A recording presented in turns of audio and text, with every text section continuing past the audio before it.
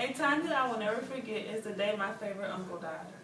It's like he was just here yesterday and I can still smell the strong cologne that I had bought him. I'll never forget the day we always played together and went out to eat together. I couldn't believe this had actually happened. He had a very special spot in my heart. He was a great dad to me and just very outgoing and supportive. When I was a little girl, there wasn't a day I wasn't with my uncle. We were like two peas in a pod, literally. Uncle Roy is what I called him, short for Leroy. Uncle Roy would always tell me these stories about when I was a baby and he watched me. My mom would always have to work, so my uncle stepped in. I could remember like it was last week when he took me to the park to play. Uncle Roy was the type of person that makes someone else have something before he does. He was kind and loving guy, and I'll never forget him. At the end of my 5th grade year in elementary, my uncle had surprised me. We had a little graduation ceremony to show that we were done with elementary school. I know he had been planning something because he had been acting real shady lately, but I didn't know what it was. So at the end of the ceremony, he had handed me this white envelope with nothing written on it. I slowly opened the envelope because I was afraid of what was in it. When I opened it, there lay 2 tickets to Orlando, Florida, and to Walt Disney.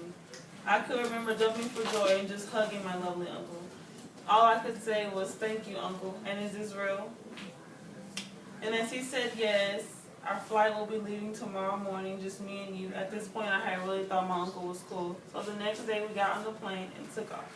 I remember yelling to my uncle, "Orlando, here we come, baby." We had the best hotel there was in Orlando, and I didn't know how my uncle pulled it off. We had arrived in the park on the 2nd day, and we literally rode every single ride there was. We had a blast in Florida. I will never forget that. It was like any just normal day for me and my uncle. He picked me up after school and went to grab a bite to eat. I knew that my uncle had been feeling well lately, but I didn't think it was anything serious. Until one day I had gotten out of school and was looking for my uncle like always. I hadn't seen him. Instead, I had seen my mom. Instantly, I knew something was wrong. Running over to my mom's side, a lot of negative things started running through my head, but I didn't want them there. Finally, my mom told me that he had been rushed to the hospital and they didn't know if he would make it.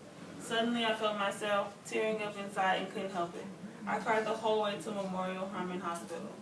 When my mom and I got there, I sprinted into the hospital and asked for Leroy Luckett, and they pointed me to his room.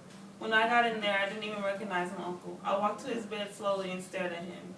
It felt like it was all a dream, and I could wake up any time now. But instead, my uncle looked over and said, "Brandy, is that you?" His face was so swollen, I really didn't think it was him. Tears started rolling down my face and faster than before, and there was nothing I could do about it. Finally, the doctor had came into the room to let us know what was going on. Come to find out, my uncle had stage 4 liver cancer, and there was nothing they could do because it was too late in the stage. I suddenly felt like life was over. I laid my head on top of my uncle's shoulders as the doctor continued with the results. She told us that it was rare that he didn't get any sign of cancer in his liver, but it was just one of those times that happened. He didn't have very long to live. My mom and I looked at each other with shock. We could not believe what she had just told us. I had so many questions running through my mind at this time. How could he not know? Why can't they do anything about it? Why him, God? Why him? And not a single one can be answered. I told my mom that I was sleeping at the hospital with him and never leaving until he gets out. My mom tried telling me some stuff about if it's his time to go, everyone has someday, but I wasn't having it. My mom decided to sleep at the hospital with us. The next morning, I woke up to talk to my uncle. As I was walking over to his bed, he was looking really pale. I touched him on the hand to wake him up, and his hand was super cold. I remember screaming for help because I didn't want to think that it was real. It really happened. My uncle, my dad, my best friend, my road dog was gone. It didn't even feel right saying it, but it wasn't a dream. It was real life, and I had to face it. The following week, we had a funeral for him, and I was on the front pew, and it felt like he was still there with me. This is something I will never forget. Losing my favorite uncle, Uncle Leroy Luckett. I will cherish all the memories we had together.